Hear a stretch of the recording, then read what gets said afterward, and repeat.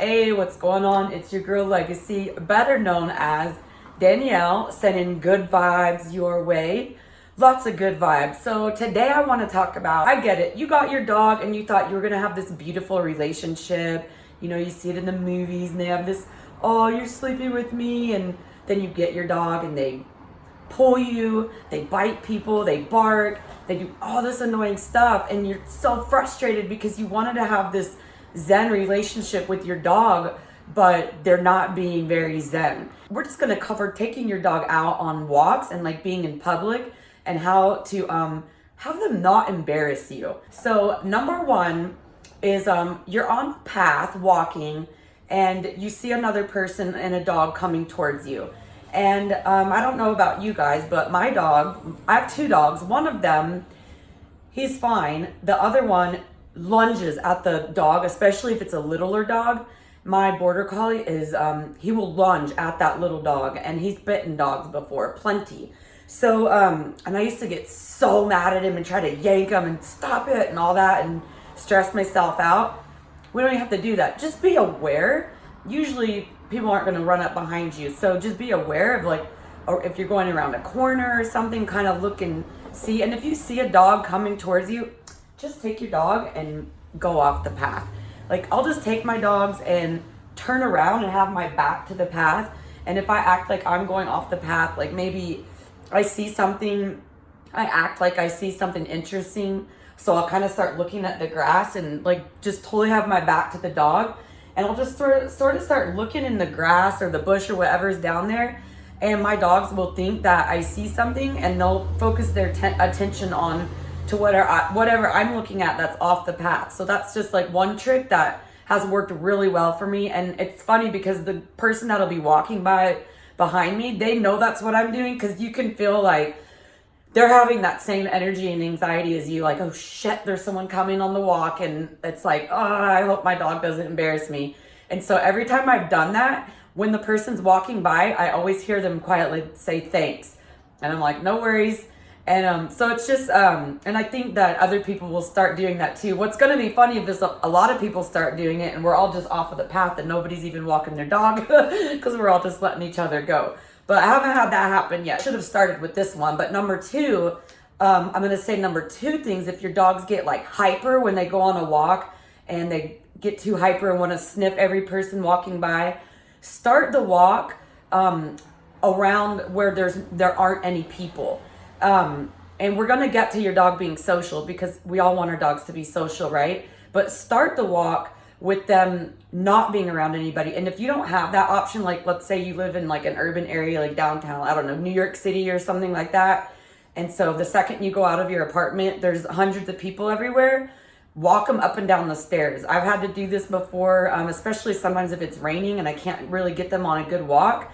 I'll just take them up and down several flights of stairs. And how do you know when you've kind of like worn off that hyperness? A little kind of a gauge that I use is once I'm sweating and I'm like, whoo, you know, it's like maybe 15 minutes of good cardio. If I'm sweating, then I know that they have a good workout. So once they get where they're kind of panting, and when I feel myself sweating, that's how I know that they've worn off their hyperness. So at that point, then I can take them out into the street or wherever the people are, and they can walk around people and they're not so hyper anymore, so they won't really care anymore. Don't rush. That brings me to number three. Don't be in a rush. I used to do this. I used to be like, oh, I would dread walking my dogs because they would be bad, they would embarrass me, and it would be a shit show. And so I realized, like, wear them out a little bit, then socialize them, and then also, but don't be in a rush to get it done. Like the whole process is going to be so worth it because they're going to be angels for the entire day or night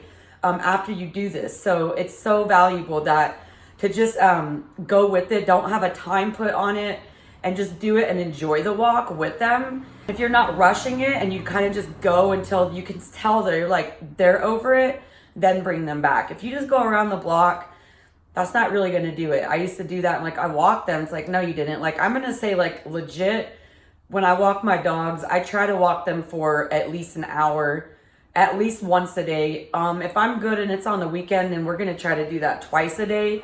But in the summertime and the days are so long, you really don't have an excuse but not to do that. I don't do that every day, of course, but that's the goal. But I would say for sure every Saturday and Sunday, we're going to hit 2 1-hour walks. And then on weekdays, if I have to work, then probably like when I get home from work, an hour walk. Number 4, how do you enjoy your evenings if you're having to take your dogs on this long walk? Well, wouldn't it be nice if you can take your dog to a restaurant or a bar?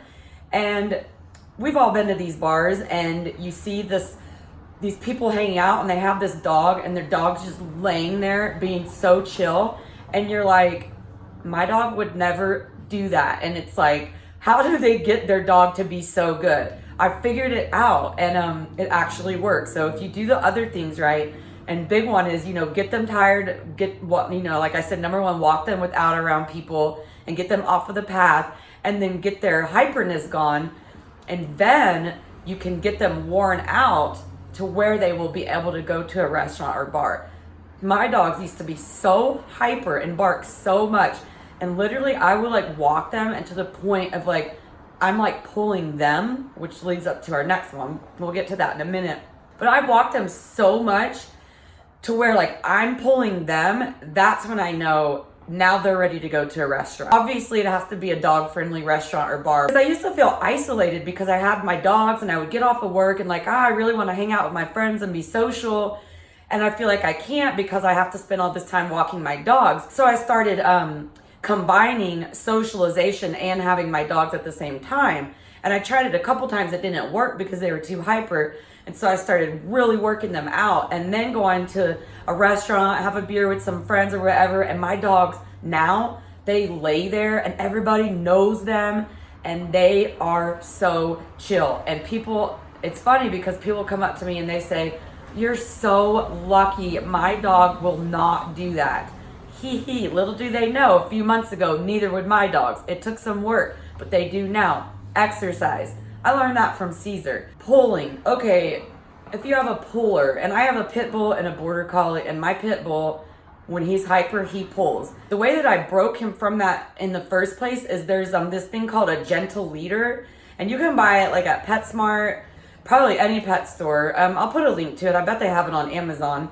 And it's like $30, and it looks like a muzzle. And if you're walking, especially if you have an aggressive breed, which is all bullshit, but if you have an aggressive breed and then you have this thing, it looks like a muzzle, but it's not a muzzle. They can still like open their mouth, and it's why it's called a gentle leader. It doesn't pull. Your dog probably won't like it at first, just because it kind of gives them a little resistance if they pull. But it is gentle. But if you have like an aggressive breed and you have the gentle leader on them, a lot of people are going to be judgy, dog-sist, as I would call it. And they're going to like look at your dog and think that your dog's mean, because they think it's a muzzle and they see pit bull. Another reason I love going out and walking my dogs around a lot of people is I like to watch the reactions, because I can tell like who my friends are that I maybe haven't met yet by how they treat my pit bull. Everybody really notices my border collie, but nice like dog friendly people that I feel like I vibe really well with see my pit bull, and they're like, oh, he's so cute, and they go pet him and he loves on them. And I meet really cool people just from getting them out in public. Be so aware of people that are exercising, like on bikes, especially bikes. So the path where I usually start my dogs on, it kind of goes by the river. It's really pretty.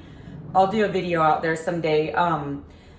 But it's also a bike trail, and I used to ride my bike a lot. I haven't in a while because it has a flat tire. I need to fix it. Anyway, I'll do that. But one thing that would give me such bad anxiety when I was riding my bike is if you're like riding and then there's someone that are like walking dogs and they're not paying attention and they're taking up like the whole path.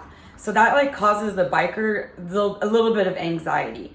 And so be aware, like I do have headphones on, but I try to keep like one off or keep it down, so that, because usually a biker will tell you like coming to your left or whatever. They'll like communicate, and so give them the right of way. And so if anybody exercising, like a jogger, but especially a biker because they're going a lot faster, just completely get off the path and they will thank you so much, and you're just gonna be spreading that good vibe. I always smile and wave, and they're like, oh, you can see this the relief on their face when you do that.